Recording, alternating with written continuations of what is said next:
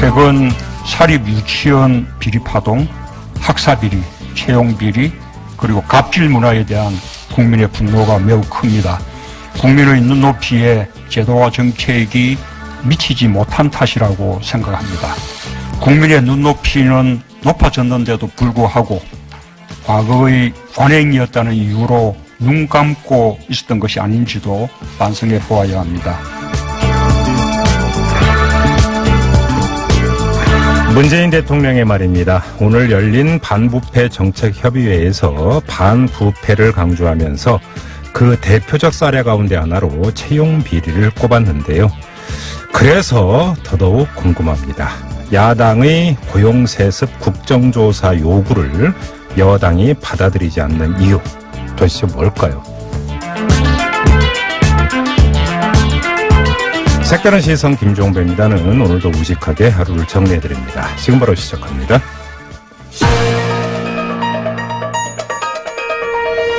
핵심을 놓치지 않는 깊이 있는 뉴스 토크. 곽재훈, 차인죄, 꽉 찬 뉴스.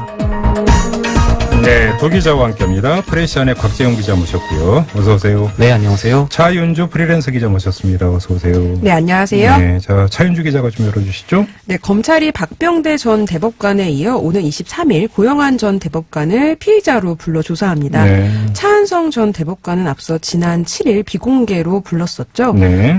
이로써 양승태 전 대법원장 시절의 법원 행정처장 3인방이 모두 소환되는데요. 네. 한편 박병대 전 대법관은 어제 조사에서 각종 사법농단 혐의에 대해 정당한 지시였다고 진술했다고 합니다. 또 일부 혐의는 임종원 전 행정처장 등 부하 직원들의 과잉 충성의 결과라는 식으로 몰랐다, 사후보고를 받았다고 강조했다고 합니다. 유력한 그 혐의점이 직권남용인데 네. 정당한 지시였다고 하면 직권남용이 아니라는 거잖아요. 네, 그렇습니다. 방어막을 친 거죠. 네. 다음은요. 네, 형제복지원 사건의 진상이 30여 년 만에 규명이 이뤄질 것 같습니다. 대검찰청은 가혹한 인권 침해가 벌어졌지만 관련자들에게 무죄가 선고된 형제복지원 판결에 대해 네. 비상상고를 신청했다고 오늘 밝혔습니다. 비상상고는 확정된 형사 판결에서 위법한 사항이 발견됐을 때 대법원이 다시 심리하도록 하는 네. 비상구제 절차입니다.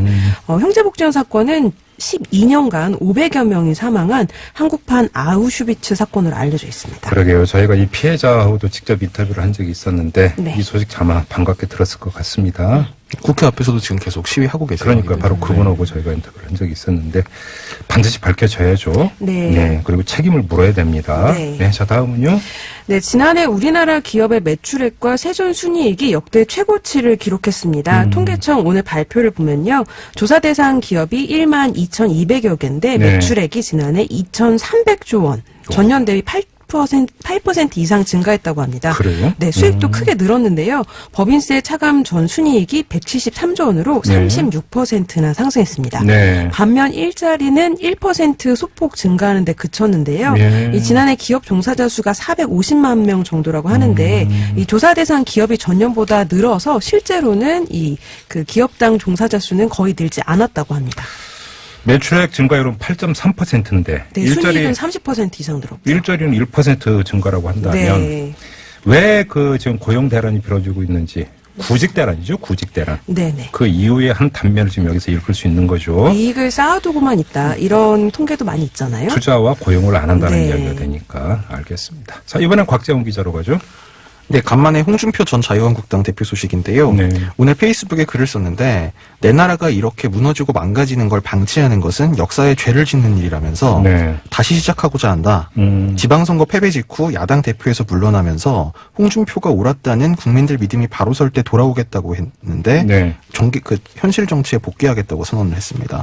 돌아온 장고인가요, 그러면? 예, 홍 전 대표는 최근 국민들의 절반 이상이 대선이나 지방선거 때 홍준표의 말이 옳았다고 하고 있다고 주장하면서 이 같은 입장을 밝혔습니다. 유해 전 최고위원은 바로 저격 들어갔던데요. 거의 세트로 계속 움직이던데요. 네. 정청래 전 의원이 환영한다고 앞으로도 계속 이렇게 해달라고. 그랬나요? 네네. 네. 넘어가겠습니다. 예, 어제 법관 대표의 결과에 따라서 이 국회 원내 정당들의 입장에 관심이 모이고 있는데요. 네. 이 더불어민주당은 좀 적극적인 입장을 보이고 있습니다. 홍영표 민주당 원내대표는 법관 탄핵 소추도 국회가 적극 검토해서 처리해야 한다 이런 입장을 밝혔고요. 네. 또 민주평화당과 정의당도 찬성 입장을 밝혔습니다. 네. 반면 한국당은 삼권 분립 훼손 우려를 제기했고 바른미래당은 시기상조라면서 부정적인 입장을 밝혔는데요. 네. 뭐 현재 국회 의석을 보면 이제 뭐 민주당, 평화당, 정의당을 합치면 148석에 뭐 민중당과 뭐 문희상 국회의장 또 무소속 이용호 송금주 의원 등을 합치면 150석이 넘기긴 하지만 뭐 여야 합의로 이제 아무래도 안건을 처리해야 되는 그런 문제가 있고 사안이 사안이니까. 그렇죠. 예. 그리고 법사위원장이 지금 야당 그 그렇죠. 여상교 의원이라서 예. 뭐 실제로 이렇게 밀어붙이기는 쉽지 않아 보입니다. 아무튼 이 그 꽉찬 뉴스 끝나는 대로 바른미래당의 김관영 원내대표 인터뷰가 지금 그 기다리고 있습니다. 이때 좀 자세히 알아보고요. 자, 다음 소식으로 가죠. 네, 북핵 협상 국면에서 한미 간 원활한 공조를 위해서 마련된 한미 워킹그룹이 미국 워싱턴에서 한국 시간으로 내일 새벽에 첫 회의를 가집니다. 그 우리 측 대표인 이도훈 그 외교부 한반도 평화교섭본부장은 가동을 위한 세부 사항은 거의 합의됐다면서 일각에서 주장하는 한쪽이 다른 한쪽에 일방적으로 의견을 강요하는 시스템은 아니라고 강조했습니다. 네네. 첫 회의에서는 이 북측 철도 구간에 대한 공동조사 그리고 착공식 관련해서 한미 간에 이견이 있는 걸 알려지고 있는데 이 부분을 조정하는 게 의제가 될 것으로 예측이 되고 있습니다. 알겠습니다. 자, 주요 뉴스 살펴봤고요. 이번엔 꽂힌 뉴스로 가죠. 차윤주 기자. 네, 손실 가능성이 거의 없는 수익률 10% 투자 상품이 있다면 투자하실까요? 질문이라고 하세요, 지금? 당연히죠. 카카오페이가 오늘부터 투자 서비스를 시작했습니다. 네. 어제 새로운 서비스 2가지를 발표했는데요. 네. 이 하나는 이 말씀드린 투자 서비스고 다른 하나는 이제 해외에서 환전을 안 하고 바로 QR코드로 결제할 수 있는 간편 결제 서비스예요. 네. 근데 오늘 첫 번째 서비스 얘기를 드리려고 하는데 이제 카카오페이 측에서는 편리하고 안전한 투자 대중화 시대를 열겠다. 네. 그래서 이제 별도 앱을 설치하지 않고 카카오톡 안에서 가능한데요. 네. 10,000원부터 투자를 할 수 있습니다. 또 습관적으로 카카오톡을 이용하시니까 네. 그러니까 뭐 투자나 뭐 해외 결제 같은 것도 일상적으로 하도록 할 수 있다는 거죠. 네. 그리고 여러 투자 상품을 둘러보고 예상 세후 수익금까지 확인을 할 수 있습니다. 뭐 카카오가 나서면 아무래도 투자 규모가 좀 클 것 같은데요. 네, 카카오페이 가입자가 2,500만 명이라고 하는데요. 그래요? 카카오톡은 아마 전 국민이 쓰실 것 같고요. 이 경제활동 인구의 절반 정도예요. 네. 그러니까 카카오톡 안에서 간편 결제와 이제 뭐 송금 같은 게 가능해서 네. 2014년에 서비스 시작한 이후에 사용자가 폭발적으로 늘었습니다. 그래서 월 거래액이 지난달 기준으로 2조 3천억 원 정도인데요. 이제 카카오가 금융 사업을 전방위로 확대하면서 기존 금융회사들은 긴장하고 있는 상태입니다. 근데 사실 아까 처음에 말씀하신 거는 손실 없이 수익률 10% 이게 아니, 원래 그러면 빚내서라도 하는 거 아니에요? 그렇죠. 아니 원래 투자는 하이리스크 하이리턴이라고 하는데 네. 네. 이게 사실 좀 의아한 면이 없지 않은데요. 어떤 내용인가요 이게? 이게 카카오 측에서는 중위험 중수익 투자 서비스다 이렇게 밝혔어요. 네. 그러니까 만기는 1년 미만의 상품들이고요. 수익률은 최소 6%에서 많게는 15%까지 취급을 하는데 네. 이제 초기에 출시하는 상품은 중위험 상품이라 목표 수익률이 10% 될 거라는 거예요. 그래서 오늘 공개한 상품들을 보니까 총 4개가 나왔는데 네. 최소 6%에서 11.5%까지 목표 수익률이 제시가 됐습니다. 이 투자를 어디다가 하는데 수익이 이렇게 많이 나나요? 네, 카카오는 크라우드 펀딩이라고 밝혔어요. 네. 이 P2P 대출 상품이라고 보시면 되는데요. 예. 근데 이게 P2P가 개인 간 거래 방식을 얘기하는 말이잖아요. 그러니까 투자자들 돈을 십시일반으로 모아가지고 대출자들한테 빌려주는 거죠. 네, 그러니까 네, 돈이 필요한 사람이랑 투자하고 싶은 사람을 연결해주는 게 이제 P2P 대출 업체인데 카카오페이가 그 역할을 하겠다는 거죠. 네. 근데 이제 10% 수익률이 나오는 이유는 이제 기존 금융시장이 이제 그 다루지 않았던 일종의 사각지대, 그러니까 은행 문턱은 넘을 수 없는 사람들인데 상환 능력은 있는 네. 그 뭐 상대적으로 우량한 대출들을 골라내서 안전하고 높은 수익을 추구한다. 그래서 20%대 고금리 시장으로 갔던 대출자들을 10%로 이제 대출을 받을 수 있도록 해주고 그런 사람들한테 이제 적당히 높은 이자로 돈을 빌려주자는 거죠. 뭐 간단히 좀 대출 상품이잖아요. 대출 상품. 네, 맞습니다. 그래서 앞으로 뭐 주식 펀드 등도 하겠다고는 하는데 네. 이제 우선 초기에는 부동산이나 뭐 개인 신용 또 기업 그 어음을 담보로 한 이제 그 상품을 구성한다고 밝혔고요. 네. 이제 그걸 가입자들한테 이제 십시일반 뭐 이렇게 모아서 빌려주는 거니까 크라우드 펀딩 상품 이렇게 이름을 붙였어요. 근데 P2P 대출이 맞습니다. 근데 이 P2P 대출은 사실 그 전부터 뉴스가 많이 나왔거든요. 네. 이게 이제 그 중간 시장이다라는 얘기도 있었지만 안 좋은 얘기도 그러니까 기사가 많이 나왔던 걸로 제가 알고 있는데. 네, 어제 오늘도 금융감독원에서 뭐 이제 사기 사건을 발표해가지고 기사가 나왔었는데요. 예. 이게 P2P 대출이 한때 뜨는 핀테크 사업으로 좀 주목을 받았었거든요. 네. 관리 감독이 잘 안 이루어지니까 사기 사건에 악용되는 경우가 좀 있었어요. 네. 그래서 또 생각해 보면 이 사업의 본질이 고리 대금업이긴 합니다. 그래서 그런 비판이 있으니까 이제 카카오 측에서는 크라우드 펀딩이라는 좀 중립적으로 보이는 단어를 쓴 것 같고요. 아, 예. 네, 또 투자 서비스를 시작한다 이렇게 얘기를 했는데 이제 사실 P2P 사업, 그러니까 대부업에 진출을 한 건데 이 마케팅을 좀 잘했다는 평가를 해줄 수 있을 것 같고요. 투자 서비스가 아니라 대출 서비스 아니에요? 네, 맞습니다. 네. 네, 카카오는 하는 얘기가 이제 P2P 대출이 상품 자체에 문제가 있는 건 아니고 그동안 관리가 안 됐던 거다. 그러니까 부동산 담보가 상품 같은 경우에는 우리가 직접 가서 확인하고 심사해서 상품을 만들어서 안전할 거다 이렇게 얘기하고 있습니다. 근데 이거저거 다 떠나서 정말 손실 안 나는 겁니까? 네, 그게 문제인데요. 네. 이제 일단 그러니까 투자 상품을 제공하고 실제 운영하는 업체가 조금 문제가 있습니다. 이 피플 펀드라는 P2P 업체인데요. 아. 이제 이번 서비스 때문에 카카오가 최근에 이 피플 펀드에 투자를 집행하면서 좀 주목을 받았었는데 아, 실무 회사는 피플 펀드다. 네, 예. 네. 원래 피플 펀드가 사실 하고 있던 사업을 카카오페이가 가져와서 하는 겁니다. 아, 예. 네. 근데 이제 검찰 수사를 앞두고 있어요, 이 업체가. 오. 네, 왜냐하면 이 개인 신용을 담보로 해가지고 묶은 트렌치 상품이라는 걸 판매를 했는데 네. 예, 동일한 담보를 여러 상품에 넣어서 이제 담보 가치 이상으로 돈을 대출받은 사례가 적발이 된 거예요. 금감원한테. 그래서 금감원이 최근 검찰에 이제 수사 의뢰를 한 게 이번에 드러나서 논란이 되고 있습니다. 네. 이게 왜냐하면 담보가 이제 상환 능력이기 때문에 이걸 부풀려서 평가하면 그만큼 투자자들은 나중에 돈을 이제 손실이 날 위험이 커지는 거거든요. 예. 그래서 굉장히 위험한 상품일 수 있다는 얘기가 나오고요. 이제 실제로 오늘 제가 이제 방송도 할 겸 또 호기심 때문에 한번 들어가서 실제로 이제 투자를 해봤는데 얼마였어요? 저 10만 원 했습니다. 네. 네. 네, 네. 본 투자 상품은 원금과 수익을 보장하지 않습니다. 이렇게 바로 뜨더라고요. 그래서 제가 깜짝 보장하지- 네, 이미 눌렀는데. 아니, 잠깐, 네. 대표가 10% 수익률을 보장한다고 했다고 아까 그랬잖아요. 네, 마이너스 수익 날 가능성은 거의 없다 이렇게 얘기를 했었는데 어제 네. 기자간담회에서 네. 이게 초반에 상품을 띄우려고 언론 플레이를 좀 과하게 한 걸로 보여요. 이게 사실 투자자가 상품을 정확히 파악하고 결정할 수 있게 해야 되는데 이게 나중에 탈이 나지 않을까 좀 우려가 됩니다. 네, 자, 투자는 본인 책임하에 하셔야 됩니다. 네, 그래서 네. 네. 제가 그러니까 한 말씀만 드리면 땅 짓고 헤엄치면서 돈 버는 경우는 거의 없다. 맞습니다. 이렇게 정리하면 되는 거잖아요. 네. 그러죠? 네, 그냥 앉은 자리 10% 수익률을 낸다. 알겠습니다. 네. 자, 전화로 말씀 듣고 이어가겠습니다. 네, 꽉찬 뉴스 진행하고 있는데요. 이번엔 곽재용 기자에게 꽂힌 뉴스 들어보겠습니다. 어떤 내용인가요? 네, 이재명 지사와 친문 비문 논란 이렇게 뽑아봤습니다. 어제 저희가 그 두 명의 변호사 연결해서 인터뷰도 한 바가 있는데 이 해경군 김씨 사건, 네, 그 사건이죠. 네. 네, 친문과 비문에 따라서 입장의 온도차가 있다 이 얘기인가요? 근데 이제 그 선입견을 갖고 보면 친문 쪽에서 좀 비판적일 것 같은데 정작 이 사건 터지고 나서는 그러니까 지난주 토요일이죠. 경찰 수사 결과 발표 이후에는 반응들이 좀 묘합니다. 그러니까 네. 언론 프레임과는 좀 정반대 현상이 나타나고 있거든요. 그래요?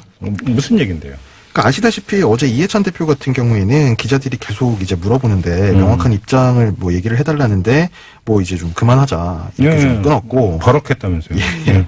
홍영표 원내대표도 뭐 좀 사태를 좀 더 지켜봐야 되지 않겠느냐 공당으로서 어떤 조치를 취하기 위해서는 뭐 그냥 그 정도 입장이었어요. 네.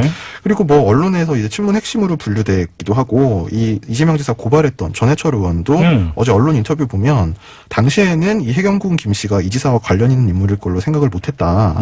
그래서 이후 당내 분란 등으로 고발을 취하했는데 네. 결과가 이렇게 나와서 당황스럽다. 오히려 이렇게 좀 뭐랄까요? 좀 다소 좀 차분한 그런 반응을 보이더라고요. 당대표 경선할 때 왜 김진표 의원이 이재명 지사 보고 탈당하라고 그랬었잖아요. 예. 어떤 반응인가요? 이제 김춘표 의원 같은 경우도 이제 핵심 친문 중진으로 꼽히는데 오늘 또 인터뷰에서 이 문제가 당의 분열을 일으키는 문제여서는 안 된다. 그래서 법원 판결이 확정될 때까지 지도부에 맡겨놔야 된다. 이렇게 얘기했고요. 네. 그래서 뭐 당이 출당시켜야 된다고 보느냐 이렇게 물어봤더니 뭐 수사 첫 단계에서 당이 어떤 결정을 하는 게 적절하지 않다.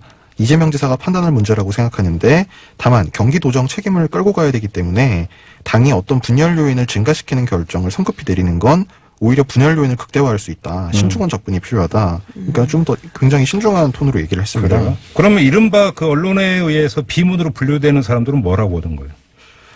예를 들면 이제 이종걸 의원 같은 경우에 어제 네. 트위터에 이런 글을 써서 좀 화제가 됐었어요. 네. 이제 무죄 추정 원칙으로 재판 결과가 나온 뒤에 이 조치를 취하려고 하면 정쟁이 장기화된다. 당이 조사단을 구성하는 방안을 검토할 필요가 있다. 이렇게 얘기했고요. 자체 조사해야 된다 이런 예, 거죠. 그러니까 당에서 자체적으로 조사를 해야 되고 또 이재명 지사를 겨냥해서도 사법 절차로 무죄를 다투는 트랙과는 별개로 국민과 당원 앞에 신속히 소명해라. 이렇게 촉구를 했습니다. 아무튼 친문과 비문의 온도차가 있긴 한데 예상과는 정반대의 온도차다 이런 거네요. 정리를 하면.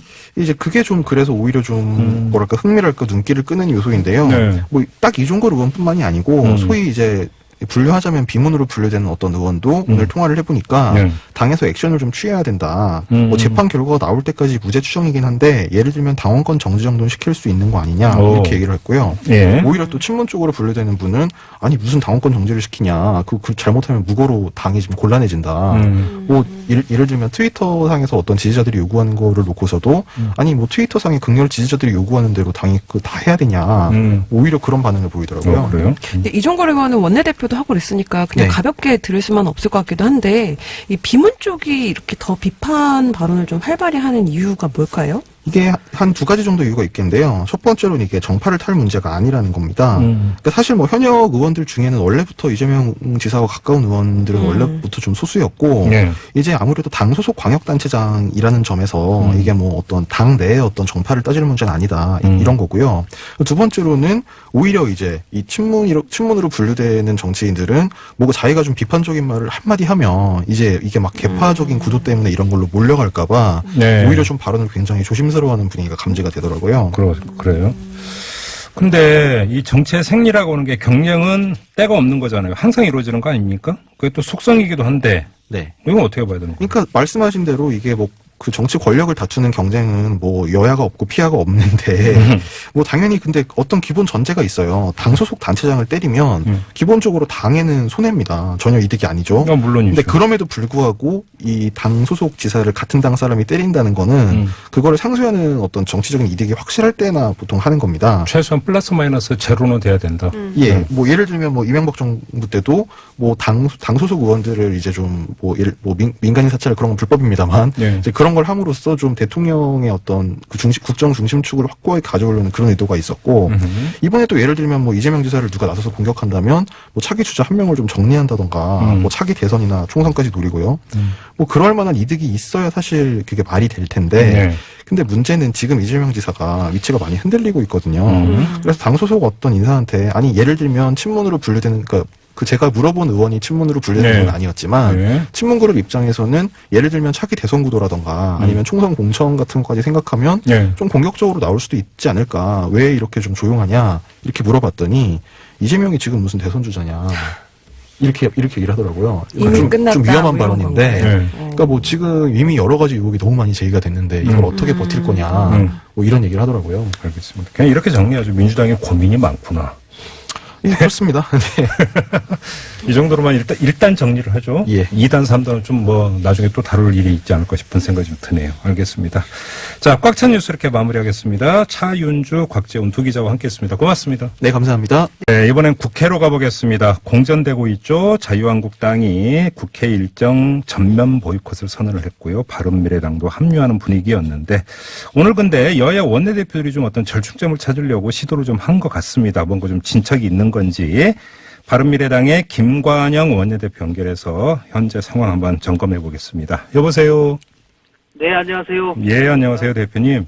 예. 오늘 그 오후에 야 3당, 그러니까 자유한국당, 바른미래당, 민주평화당 예. 이 원내대표 세 분이 모여가지고 합의를 본 게 있었다면서요. 이제 저희가 민주당이 국정조사를 계속 거부를 하기 때문에 네. 국정조사에 관한 법률에 보면 국정조사를 요구를 하는데 어떤 특정 정당이 계속 거부를 하게 되면 네. 국회의장께서 반대하는 정당을 제외하고 국정조사위원회를 꾸릴 수 있는 권한이 있습니다. 의장이 예, 예, 의장님께서. 예. 그래서 우리는 국회 정상화가 절실하기 때문에 네. 민주당과 합의를 해서 국정조사를 추진하면 가장 좋겠지만 민주당이 저렇게 반대를 하고 있기 때문에 우리 당, 민주당을 제외한 나머지 정당만으로 국정조사위원회를 꾸려주십시오. 네. 그러면 이것을 의장님이 해주시면 우리는 국정조사를 할 수 있기 때문에 네. 국회로 바로 정상화시키겠습니다. 이렇게 국회의장님에게 말씀을 드리러 간 겁니다. 근데 지금 보도를 보면 네. 민주당이 국정조사를 받으면 패키지로 네. 딜을 할 수 있다. 이런 내용도 보도가 되는데 그건 어떤 내용이에요? 그거는 당연히 어제부터 저희가 계속 얘기를 했지요. 네. 3당 원내대표 회동에서 네. 민주당이 국정조사를 만약에 받게 되면 그동안 공전되어 있었던 개수정 소위도 바로 구성을 해서 예산심사 들어가고 네. 또 대법원 인사청문위원회도 구성을 하자. 예. 그리고 청와대 상설협의체에서 합의된 사항을 이행하기 위한 실무협의체도 구성하자. 예. 이렇게까지 다 우리가 할 테니 국정조사를 받아라. 그리고 국정조사를 받겠다고만 하면 네. 국정조사를 실시하는 시기에 대해서도 민주당이 요구하는 것을 들어주겠다. 네네네. 이렇게까지 저희가 양보를 했습니다. 야, 자, 그러면 홍영표 민주당 원내대표는 뭐라고 하던가요, 오늘? 그러니까 입장 변화가 좀 있었습니까? 당내에 반대하는 사람들이 많아서 네. 받을 수가 없다. 네. 라고 하는 입장입니다. 그래요? 예. 민주평화당 같은 경우가, 그러니까 언론에 이제 그 흔한 표현으로 가세를 한 건데, 민주평화당도 국정조사 실시에 대해서 완강한 입장입니까? 해야 된다, 이런 입장인 거예요? 맨 처음에 네. 자유한국당, 바른미래당, 민주평화당 세 당이 국정조사를 요구를 했고, 네. 그 대열에 민주평화당이 같이 했기 때문에, 적어도, 또 정의당도 뭐 강원랜드 얘기를 하긴 했지만, 이 국정조사 대열에 같이 합류를 했습니다. 네. 그리고 자유한국당도 강원랜드가 포함되는 것도 수용을 하겠다라고 어제 김성태 대표가 명확하게 말씀을 또 하셨습니다. 네네. 그렇기 때문에 오늘 정의당까지도 이 국정조사를 빨리 수용하라라고 민주당을 압박하고 있는데요. 네. 저는 정말 이해를 할 수가 없습니다. 자, 그럼 바로, 예. 도대체 왜 이 국정조사를 이렇게 안 받고 거부하고 국회가 공전되는 원인을 계속 제공하고 있는지. 그러면 대표님. 네. 대표님은 어떻게 보세요? 왜 그러니까 안 받고 있다고 생각하세요? 뭐 박원순 시장 보호하기죠.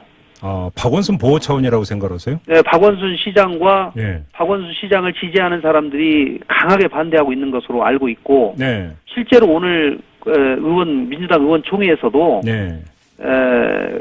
박원순 시장과 가까우신 분들이 반대 의견을 많이 낸 것으로 제가 들었습니다. 그런데 지금 민주당 안에 박원순 시장과 가까운 의원들이 그렇게 많나요? 뭐 이제 아무래도 지금 유력한 차기 대권 주자들이 계속 뭐 좀 여러 가지 문제 때문에 네. 지금 뭐 낙마라고 할까요? 이런 상황이 되다 보니까 박원순 시장을 그래도 보호해야지 않냐라고 하는 이런 의견들이 상당히 있는 것 같습니다. 근데 네. 지금 보도를 기준으로 질문을 드리면 서울시에서는 네. 야당이 이 고용 세습도 아니고 채용 비리도 아닌데 근거 없는 의혹 제기를 했다. 예. 이렇게 이야기를 하고 있지 않습니까?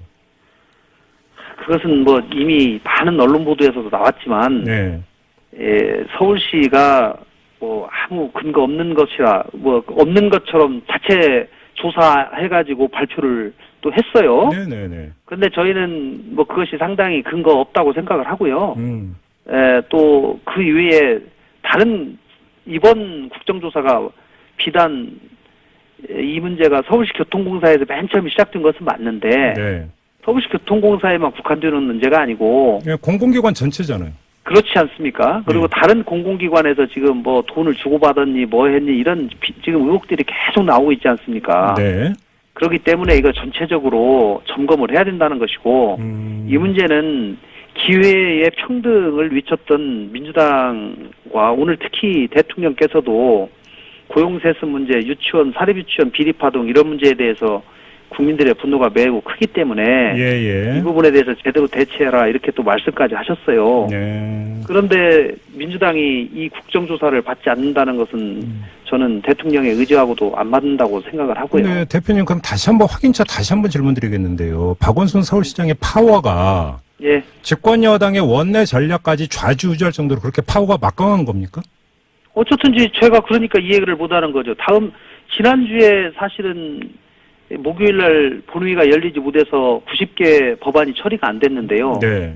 제가 정말 그 부분에 대해서는 국민들께 죄송하게 생각합니다. 그럼 무쟁점 법안이었잖아요. 무쟁점 법안. 무쟁점 법안인데 뭐 아주 시급한 법안은 뭐 솔직히 없었어요. 제가 아주 시급했으면은 다 어떻게든지 뭐 그거는 너무 부담이 가기 때문에 저희가 처리를 하는 건데 네. 제가 그날 오전까지 오후 2시에 본회의가 있는데 오전까지도 네. 사정을 했습니다. 사실은 국정조사 받아라. 그러면 오후에 바로 본회의 다 정상적으로 개최하겠다. 네. 그럼 역으로 생각해보면 중요한 법안 민주당이 그렇게 생각하는 민생법안 90개 처리를 안 해도 되니 국정조사는 못 받겠다. 이런 것이 민주당의 입장 아닙니까? 네. 알겠습니다. 네. 그러면 대표님 거꾸로 예. 다른 각도로 180도 다른 각도로 질문을 하나 드려보겠는데요. 예, 예. 지금 바른미래당이 아니라 자유한국당, 특히 김성태 원내대표가 왜 국정조사를 관철시키려고 하는가. 네. 여기에 대해서 여의도 정가에서 어떤 이야기가 나오고 있냐면 김성태 원내대표가 12월에 임기 끝나고 예. 바로 이어서 2월에 당대표 도전하려고 하는데 예. 당대표 도전에 있어서 일종의 전리품, 성과가 필요해서 지금 강하게 밀어붙이는 거 아니냐 이런 분석이 있는 거 알고 계시죠? 그런 얘기들이 나오고 있는 거 알고 있습니다. 혹시 김성태 원내대표고 개인적으로 이런 얘기 혹시 나눠보신 적이 있습니까? 뭐라고 하던가요, 김성태 있죠. 원내대표는? 다 알죠. 적어도 그것은 아닙니다. 아니라고요? 예, 그것은 뭐라고 하던가요? 김성태 해석하기 원내대표? 좋은 분들이 얘기하는 것이고요. 네. 이거는 부수적으로 그런 것을 생각하고 뭐 어쩔지는 모르겠지만은 저는 적어도 제가 아는 김성태 대표는 그것까지 염두에 두고 이거를 관찰하려고 하는 것은 아니고요. 네. 그리고 실제로 국정조사를 10월 중순에 요구를 했는데 네. 홍영표 대표께서 당초에 맨 처음 요구할 때는 자 지금은 국정감사 중이기 때문에 국정감사 때는 어차피 그 국정조사를 못하지 않냐. 네. 그러니 국정감사 끝나고 나서 네. 본격적으로 논의하자 이렇게 말씀을 하셨어요. 그래서 저는 당연히 국정감사 끝나고 나면 이거 받을 것 같다. 네. 국정조사를 수용할 모양이다. 이렇게 제가 생각을 했습니다. 아, 예. 그랬는데 이제는 감사원 감사 끝나고 뭐 검토자도 아니고 그때 가서 보자 또 이렇게 말씀을 하시니까 네. 제가 판단할 때는 이거는 아예 이제 전혀 안중이 없구나. 그리고 국정조사를 받을 생각이 전혀 없구나.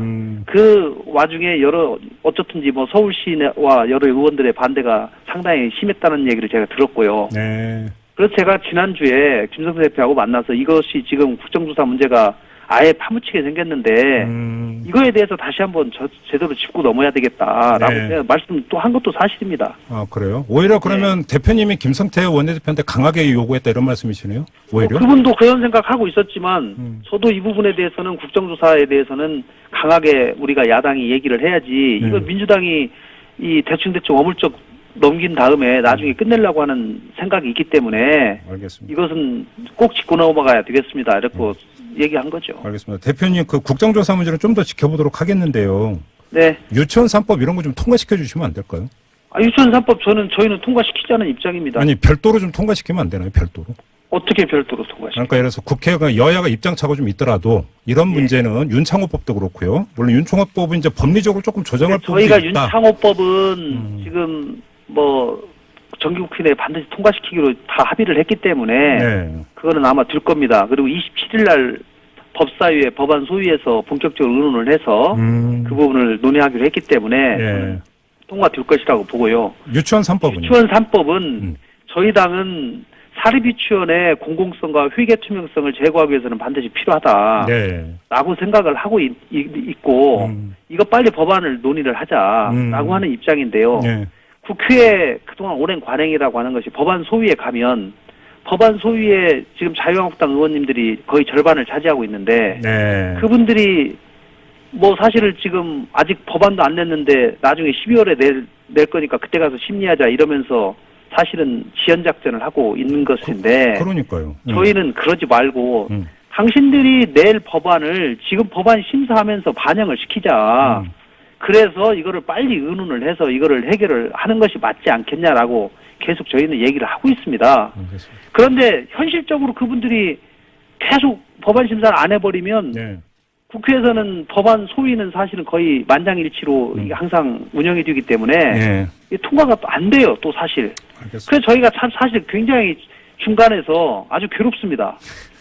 지금 여쭤볼 게 많아서 일단 그게 지금 현 주소만 확인하고요. 마지막으로 예. 어제 전국 법관 대표회의에서 그 사법농단 연로 판사들에 대한 어떤 탄핵소추 필요성 이제 결의를 하지 않았습니까? 예. 근데 지금 바른미래당 같은 경우는 시기상조다 이런 입장인 걸로 알고 있는데 예. 왜 시기상조인가요, 대표님? 법관에 대해서 탄핵 소추를 하려면 네.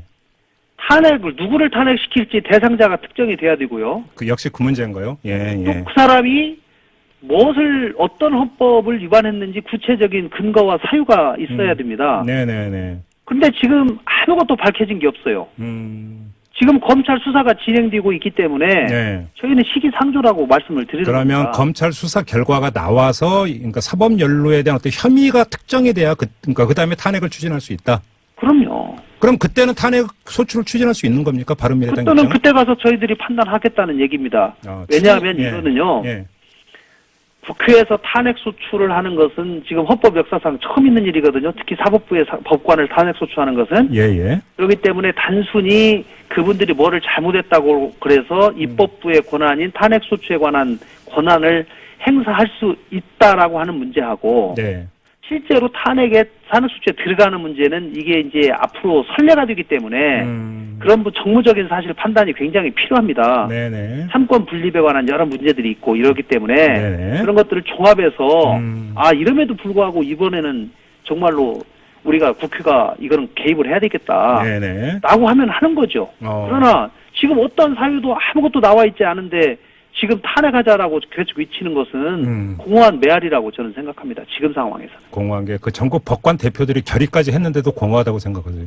법관 대표들이요. 네.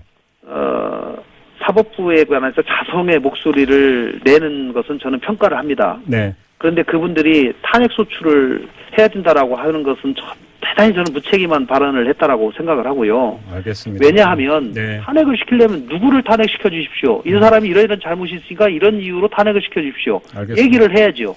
그런 얘기는 쏙 빼고 그냥 탄핵만 해달라고 하면 누구를 탄핵하고 어떤 이유로 탄핵을 합니까? 알겠습니다. 더 여쭤보고 싶어도 시간이 다 돼서 일단 마무리를 하고 다시 한번 모시겠습니다, 대표님. 예, 감사합니다. 네, 고맙습니다. 자, 바른미래당의 김관영 원내대표였고요. 6시 54분 정부 여당과 노동계의 갈등의 골이 깊어지고 있습니다. 이런 상황에서 민주노총은 내일 이 전국 총파업에 들어갈 예정이고요.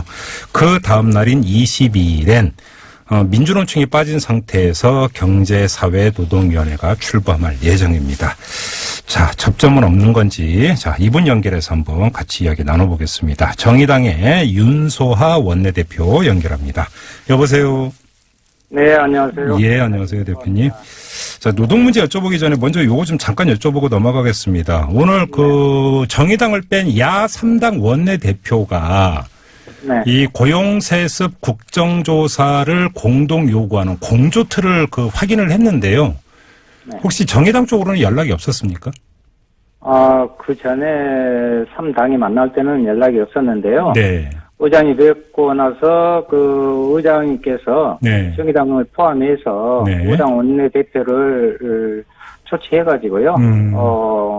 지금 이야기를 하고 내려오는 중입니다. 아, 그래요? 그 얘기가 어떻게 됐습니까, 그러면? 지금 민주당이나 이 부분에 조금 더 시간을 좀 주라. 예. 지금 이런 상황입니다. 그래요? 예. 예. 아무튼 이 국정조사 실시 여부가 지금 그 최고의 쟁점이잖아요. 네네. 어떻게 좀 타협점이 도출이 될 것 같습니까? 대표님 어떻게 전망하세요?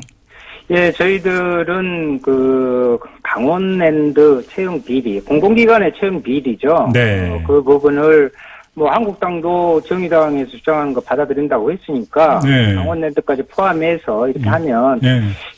잘 또 이야기 되지 않을까 이렇게 보고 있습니다. 그래요. 아무튼 좀 민주당 같은 경우 혹시 그러면 입장을 좀 바꿀 여지가 있다고 지금 이렇게 느끼셨습니까?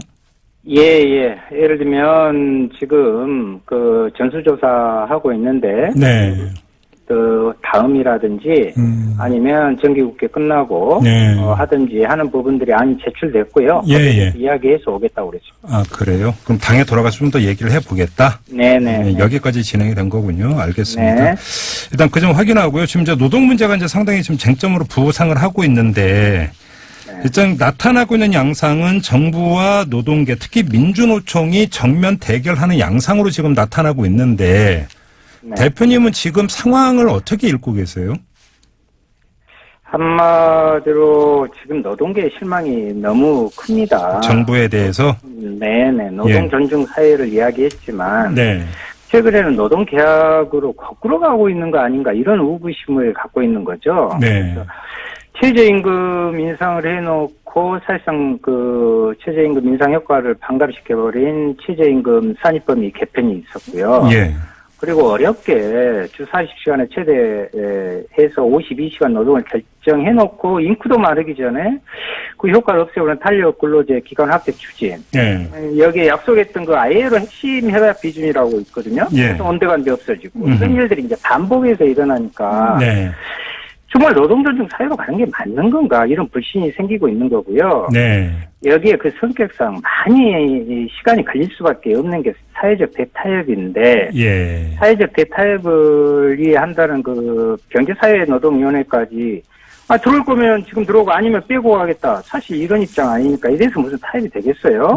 그러다 보니 정부 진정성에 대한 불신이 이렇게 깊이 좀 깔려있는 것 같고요. 예. 노동 전체를 대표해서 총파업을 해서라도 거꾸로 가는 노동조치를 막아보겠다 이렇게 판단하고 있는 것 같습니다. 그러니까 지금 노동계의 불만은 줬다 뺏는 듯한 양상. 그러니까 뭔가를 좀 그 제도를 만들어 놨다고 했다가 나중에서 그걸 그러니까 다시 후퇴시키는 추가 조치가 나온다. 네. 이거에 대한 불신이 크다 이런 말씀이신가요? 네네 그렇습니다. 네. 자, 그러면 지금 이제 최고의 쟁점으로 떠오른 게 탄력 근로제 확대 적용 아니겠습니까?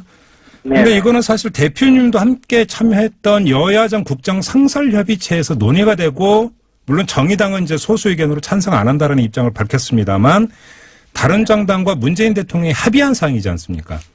네네네. 일단 그때 여야정 국정 상설협의체에서 이 문제에 대해서 어느 정도까지 얘기가 진행이 됐던 거였어요?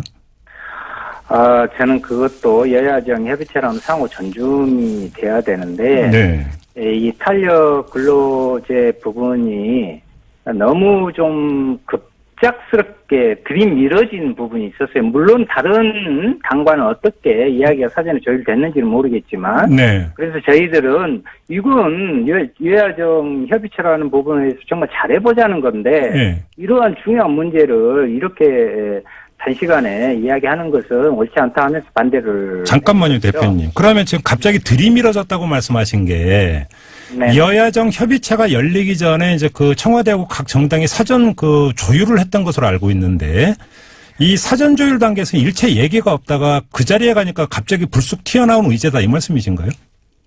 저희들한테는 사전에 조율을 하지는 않았습니다. 뭐 이러한 여러 범위를 가지고 네. 이야기를 합시다 이렇게 했는데 네. 여기에 대한 생각은 어떻습니까? 이런 것들은 되지 않았고요. 네네. 우리는 거기에 대한 입장을 갖고 있었기 때문에 가서 거기에 문구화돼서 이렇게 탁 나오는 것에 대해서 저도 무척 당황했죠.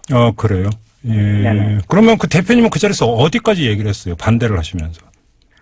탄력 근로제 부분을 여기에서 이렇게 일방적으로 협의하는 것은 오히려 여야정 협의체의 본 취지를 훼손하는 것이다. 그리고 노동계 의견을 충분히 반영해야지 이렇게 밀어붙이기 식으로 느닷없이 이렇게 하면 안 된다. 네. 이건 탄력 근로제 부분은 특히나 중소기업에 속해 있는 네. 열악한 환경의 노동자들한테는 치명타거든요. 네네네. 그래서 이제 거기에 반대 입장을 충분히 설명을 했죠. 그러면서 결국은 반대로 분명한 입장을 정했습니다. 다른 정당 뭐 원내대표는 그렇다 치고 문재인 대통령이 이에 대해서 뭐라고 그때 언급을 했었나요? 거기에 대해서 강력하게 이렇게 주장하지는 않았고요. 이미 이제 그 문구로 이렇게 나온 부분을 같이 이렇게 했으니 해달라는 그런 네. 취지의 예. 부탁 말씀이 있었죠. 그냥 그 기본적인 원칙적 수준의 이제 예, 발언밖에 예, 없었다 이런 말씀이시고 아무튼 그 정의당은 탄력 근로제 확대 적용에 대해서 반대한다는 입장이 분명한 거고요. 네네. 근데 지금 뭐 그 정의당을 뺀 나머지 그 정당은 그냥 확대 적용 바꾸겠다라는 거잖아요. 막을 수가 있겠습니까? 정의당 입장에서? 저는 막아내야 된다고 봅니다. 이 탄력 근로제가 아까 말씀드렸듯이 네. 52시간이라는 부분들은 노동 시간을 줄이면서 고용을 또 창출시키기도 하고요. 예. 그리고 중소 이렇게 기업들에 대해서는 3년이라는 단계적 유예 기간까지 줬잖아요. 예. 그러니까 충분히 적응할 그런 그 시간을 준 것입니다. 그런데 느닷없이 이렇게 노동 현장을 이렇게 결란시킨다고 이렇게 표현해야 될까요? 예. 이런 부분들은 오히려 정부 여당이나 다른 당이 예. 문제 있는 그 행동이다 이렇게 봅니다. 그러면 애당초 완충 기간까지 설정을 했는데 갑자기 밀어붙이는데 다른 이유가 있다고 보시는 겁니까, 그러면? 글쎄요, 저는 아까 초반에 이렇게 말씀드렸는데 문재인 정부가 이제 가장 중요하게 던졌던 것이 노동 존중인데 네. 그것도 지금 너무 빠른 시간 안에 이런 식으로 이렇게 후퇴하는 것을 이렇게 하는 것은 과연 이것이 협치라는 부분으로 다른 어떤 정치적 네. 부분으로 상황을 너무 과도하게 인식하고 있지 않는가 이렇게 생각을 합니다. 아, 협치의 어떤 상징적인 어떤 그 사례로 지금 만들려고 한다 이런 말씀이시죠? 결국 자유한국당과 나머지 당의 부분에서 이걸 계속 주장해 왔던 거잖아요. 네네. 근데 좀 일각에서 이런 주장, 보수 쪽에서 어떤 주장이 나오고 있냐면 탄력 근로제, 그다음에 더 이제 본질적인 어떤 뿌리는 이제 주 52시간 그러니까 노동제 아니겠습니까? 네네. 이거에 대해서 지금 어떤 그 주장이 나오고 있냐면 이걸 반대하는 것은 귀족 노조다. 정말로 열악한 환경에 있는 열악한 노동자들은 오히려 지금 주 52시간 근로제 때문에 더 그러니까 실질적인 수입이 줄고 탄력 근로제까지 반대를 하면 더 문제가 생긴다. 이런 식으로 주장을 하고 있는데 어떻게 말씀해 주시겠습니까? 오히려 정반대입니다. 실은 이 탄력 근로제 부분에 있어서요. 예. 대기업 노조라고 흔히 이야기하는 이런 부분은 크게 상관이 없는 거예요. 오히려? 예. 예, 그렇습니다. 예를 들면 뭐 IT 또 방송에 종사하는 분들이라든가 예. 이런 분들에 대해서 네. 배달업이라든가 예. 이런 부분은 단순히 노동 시간만이 아니라 안전에 문제가 있어요. 예. 과로사 같은 경우에도 이렇게 되면은 정부에서 이 산재로 인정하는 게 바로 60시간입니다, 주. 근데 64시간 이상까지 할 수 있는 6개월이면 예. 이런 부분까지 열어놓은 거죠. 이건 안전의 문제하고도 연결돼 또 안전 문제가 연결이 된다? 예. 그래요? 오히려 이게 이제 열악한 환경에 있는 노동자들을 위해서라도 더 이건 확대되면 안 된다 이런 말씀이시네요, 그러면? 그럼요. 네네. 예. 좀 다른 이야기긴 한데요. 네. 일부 언론이 어떤 식으로 또 보도를 하고 있냐면 김성태 자유한국당 원내대표나 홍영표 민주당 원내대표 모두 노동운동을 했던 사람들이다. 근데 노동운동을 했던 사람들까지 탄력근로제 확대 적용을 얘기하면 오죽하면 이런 얘기를 하겠느냐. 이런 식으로 보도한 거 보셨죠, 대표님? 네네네. 대표님도 노동운동을 하셨지 않습니까? 어떻게 읽으셨어요? 그런 보도를 보면서. 그랬고요. 네. 오늘 또 점심시간에 판교 네. IT 관련 네. 노동자 점심시간에 네. 탄력 근로제 부분에 대해서 지금 설명을 하고 네. 그것을 막아내자는 이야기를 하고 왔습니다. 네. 그런데 이제 두 분이 노동운동 출신이라고 해서 네. 오죽하면 이러냐 하는 부분들은 저는 이야기가 너무 좀 과도하게 해석된 것 같고요. 어떤 점에서 진짜 노동을 생각한다면 네. 오히려 탄력 근로제 부분을 이렇게 확대하는데 앞장서는 게 아니라 이 부분들을 걸러내야 할 임무를 맡은 것이 홍영표 원내대표나 네. 홍영표 원내대표의 몫이 아닌가 이렇게 생각을 합니다. 진짜 노동이라는 표현을 쓰셨습니다, 대표님 지금. 그러면 가짜 노동입니까? 아니 그렇게까지는 표현하고 싶지 않은데요. 예. 노동계의 어떤 고충이나 현실에 대해서 잘 모르고 있다 이런 말씀이십니까? 정리하면? 어떻게 보면 그때 당시는 잘 아시고는 있겠죠. 그런데 이런 부분들을 예. 단순히 정치적 상황에 따라서 노동자의 그런 노동 시간까지 네. 좌지우지하는 것은 저는 다른 부분은 아니다 이렇게 말씀드리고 싶습니다. 알겠습니다. 지금 경제사회노동위원회에 민주노총이 빠진 상태에 있을 땐 출범을 하기로 하지 않았습니까? 일방적이라고 네네. 생각을 하세요, 대표님? 저는 문제가 있다고 생각을 합니다. 네. 사회적 대타협을 잘하고 있는 나라들을 보면요. 예. 그 과정이 얼마나 오랜 시간이 걸리는지 그리고 또 서로 간에 신뢰 쌓기 위한 노력이 얼마나 많이 필요한지 알 수 있는데요. 네네네. 지금 민주노총에서는 2달을 기다려 달라는 거잖아요. 네. 민주노총에서는 1월에는 반드시 경사노위 참가를 확정할 수 있도록 또 노력해야겠죠. 그때 정기대의원 대회가 있어서 그때 의결하겠다. 그렇습니다. 이 앞전에 정교수 미달도 이렇게 안 됐거든요. 네네네네. 그러면 지금은 그 전에 출범을 하더라도 다른 경로를 통해서 민주노총 의견을 청취는 또 할 수 있잖아요. 예. 그런데 지금 꼭 이렇게까지 해야 하는 거, 올 테면 오고 아니면 빼고 가고, 시작부터 이래서는 사회적 대타협은 될 수가 저는 없다고 봅니다. 우리가 받고 하는 건 실제 사회적 대타협을 이루어내자는 거지 흉내를 내자 이런 건 아니지 않습니까? 근데 지금 저희가 일전에 김명환 민주노총 위원장하고 인터뷰할 때 바로 이 문제가 나와서 제가 똑같은 질문을 드린 바가 있는데 지금 네네. 노동 현안이 많으니까 그러면 1월 정기대의원대까지 기다리지 말고 임시대의원대로 좀 빨리 열면 안 되겠느냐 이렇게 질문을 드린 바가 있거든요. 네네. 오히려 민주노총도 너무 느긋한 거 아닌가요? 그때 저도 이제 봤습니다만은 네. 김명환 위원장의 입장에서는 지금 우리 실정이 이러하니 네. 그러면 다른 각도로라도 민주노총의 뜻을 이렇게 전달하면서 의견을 교환을 하자. 저는 그렇게 듣고 있었습니다. 아, 그러니까 좀 그 대의원 대회를 여는 게 중요한 게 아니라 조직 내부에서 경상의는 일단 출범을 하더라도 네. 실제로 민주노총이 지금 형편상 참여를 못하는데 예. 그 다른 경로를 통해서 서로 의견들을 취합하면서 네네. 그것까지 기다려줄 수 있지 않느냐 이런 것도 있습니다. 알겠습니다. 아무튼 좀 결론 삼아서 지금 이 상태로 이대로 가면은 지금 정부와 그 노동계의 관계는 어떻게 되는 겁니까? 글쎄요, 제가 봤을 때는 상당히 악화 일로에 있는데요. 네. 그것을 너무 이렇게 갈 것이 아니라 다시금 사회적 대타협을 할 수 있도록 대화를 시작하고 저는 정부와 또 정부 여당의 좀 역할이 그런 방향으로 좀 돼야 되는 거 아니냐 이렇게 생각을 하고 있습니다.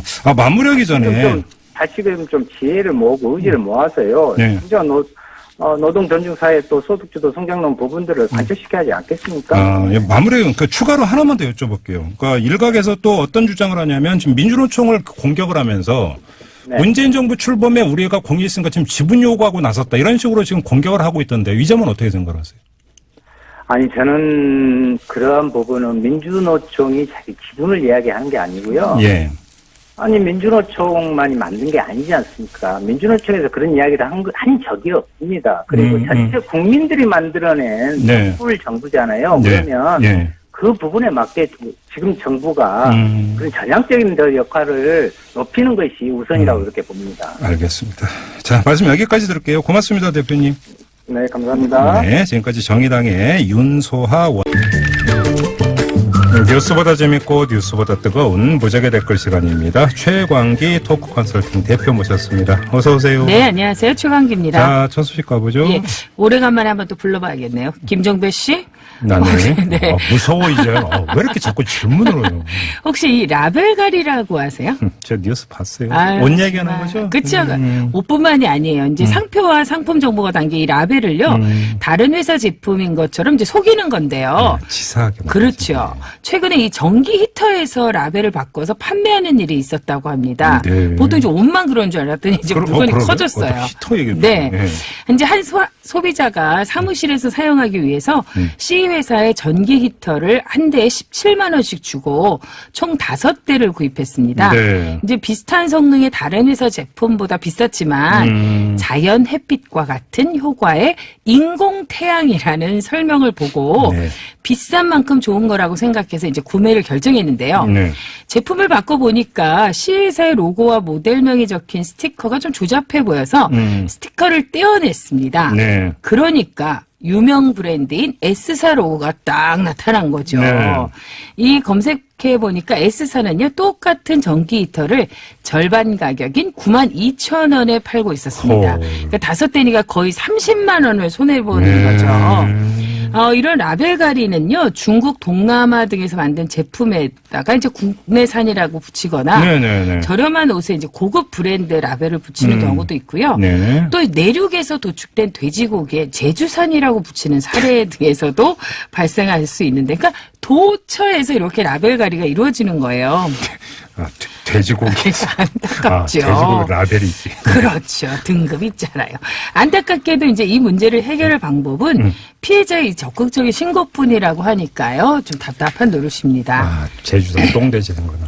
아이고, 하여간 참 지저분해. 아우, 진짜. 댓글 소개하도록 하겠어요. PHK3 별별님께서는요. 예. 대표이사 혼자서 운영하겠네. 이렇게 하면 아무것도 필요 없잖아요. 사실 라벨 라벨만 바꾸는데 붙이면 뭐, 되니까. 그렇지. 네. 그렇죠. KS 별별님께서는요. 원효대사 해골물 마케팅이네 이런 얘기도 해주셨고요. WXK 별별님께서는요. 비싼 거 좋아하는 그 성향을 가진 판매자들을 잘 이용하고 있네요. 이런 얘기도 해주셨습니다. 유난히 또 좀 그런 거 좋아하시는 분도 있으시잖아요. 그렇죠. 사랑별별님께서는요. 검색이 생활화 안 되어 있는 나이 많으신 분들을 대상으로 치는 사기인가? 그럴 수도 있죠. 그렇죠. 네. 강별별님께서는요. 인공태양 히터? 무슨 히터가 핵융합이라도 하냐? 막 이러면서 그러게요. 비꼬기도 하셨습니다. 인공태양은 지금 중국이 개발 중인 건데. 그렇죠. 뭐 1억도? 인공달. 어마어마한 달. 아니요. 그렇죠. 인공태양도 하고 있대. 1억. 그래요? 와. 아우, 진짜 어마어마해요, 진짜. 네. 다음은요? 지난달 경북 거제에서 폐지를 줍던 여성을 20대 남성이 폭행해서 사망에 이르게 한 일이 있었죠. 술 취해서 술 먹고. 그렇죠. 네. 이번에는 이제 경북 울주에서 비슷한 일이 발생했는데요. 네. 폐지를 정리하던 70대의 노인을 술에 취한 20대 남성이 폭행을 한 겁니다. 네. 근데 이 곁을 지나던 고등학생 3명이요. 주저없이 달려가서 할머니를 구했습니다. 어유 잘했네. 아유, 그렇죠. 울산 기술공고에 다니는 이름을 또박또박 불러줘야 돼요. 김경문, 김준엽, 예. 하철민 군입니다. 네. 아, 자랑스러운 이름이죠. 체격이 좋은 두 친구가요, 남성을 제지하고 이 사이에 다른 한 명이 재빨리 경찰에 이제 신고를 했습니다. 네. 학생들은 할머니를 폭행한 남성이 경찰에 신고하라는 면서 이제 욕설을 또 했고요. 네. 학생들의 멱살도 잡았다고 당시 상황을 이제 전했는데요. 하지만 이 무섭다는 생각은커녕 그냥 몸이 먼저 움직였다라고 말했습니다. 고등학생들이. 정말 용감하지 않습니까? 정의감에 붙은 거죠. 그렇습니다. 네. 피해를 당한 노인분도요, 현재 이제 재활 치료를 받으면서도 폐지를 수집하고 있는데요. 학생들에게 정말 고맙다면서 앞으로도 착한 일 많이 해줬으면 한다는 당부를 전했습니다. 그러게요. 네. 네. 댓글 어떻게 달렸어요? KI 별별님께서는요, 경문이, 준엽이, 철민이 너무 고맙다 이런 얘기 해주셨어요. 네. 아이, 자랑스러운 이름입니다. MA 별별님께서는요, 정말 누가 어른이고 청소년인지 그러게요. 이런 얘기도 해주셨습니다. SLO 별별님께서는요, 멋있다. 남의 일에 나서기가 두려워지는 세상인데 이런 얘기를 해주셨습니다. HY 별별님께서는요, 할머니 구해줘서 감사해요. 학생들 좋은 어른이 되어주세요. 이런 얘기도 해주셨습니다. 예 별별님께서는요, 요즘 계속 험한 뉴스만 들어서 참 슬펐는데 네. 용기를 내어준 새 학생들께 진심 고맙습니다. 네. 이 고등학생 당연히 박수 보내야 되고, 이 술 먹고 취해서 할머니한테 행패 부린 이 20대. 그렇죠. 고이 먹고 그냥 조용히 집에 가서 자세요. 그래, 술은 이렇게 먹는 거 아니에요. 그럼요. 정말 이렇게 아름다운 청년들이 되어간다는 걸 들을 때마다 제 아들이 아닌데도 이렇게 굉장히 가슴이 벅차고. 흐뭇하죠. 경문이, 준엽이, 철민이 네. 사랑한다 이런 얘기를 해주고 싶네요. 네. 마치겠습니다. 고맙습니다. 최동기 대표였습니다.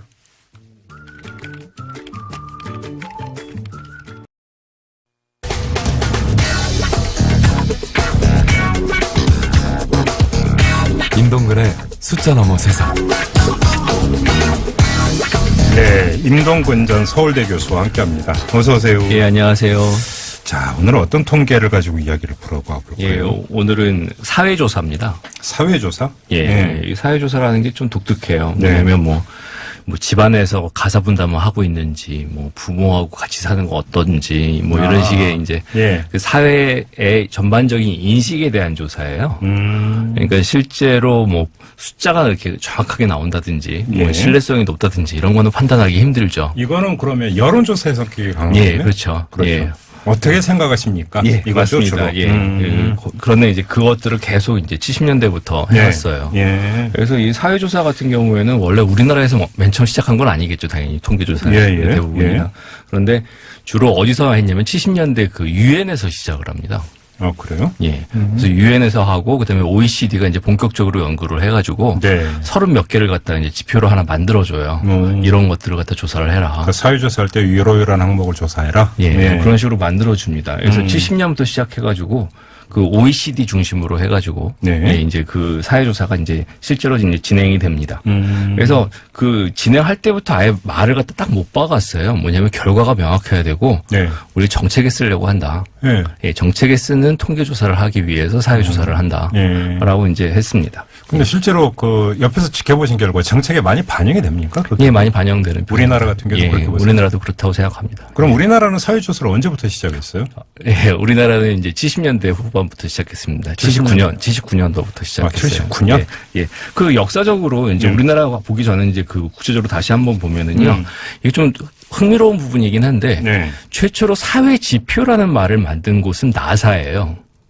아, 나사는 우주를. 예, 맞습니다. 예. 나사가 사회에 관심을 예, 항공우주, 미 항공우주국인데, 여기서 처음으로 66년에 사회 지표라는 말을 만듭니다. 네. 그 이유는 뭐였냐면, 우주 개발에 돈을 엄청 쓸 건데, 이제. 네. 이 우주 개발을 갖다가 하면, 실제로 미국인의 삶이 어떻게 바뀔 것인가. 아, 예, 예산 확보 차원에서? 예, 그렇죠. 예. 그래서 조사를 막 하고 정의도 내리고 막 이러면서 60년대에 이미 미국에서 한번 사회 지표에 대한 이야기를 갖다 쭉 합니다. 정작 이제 그것을 처음으로 시도한 건 유엔이죠. 예, 유엔이고 OECD가 되는 겁니다. 예, 그러면서 이제 60년대 후반부터 이제 막 나왔던 얘기인데 예전에는 뭐라고 그랬냐면 사회 동향이라고 그랬어요.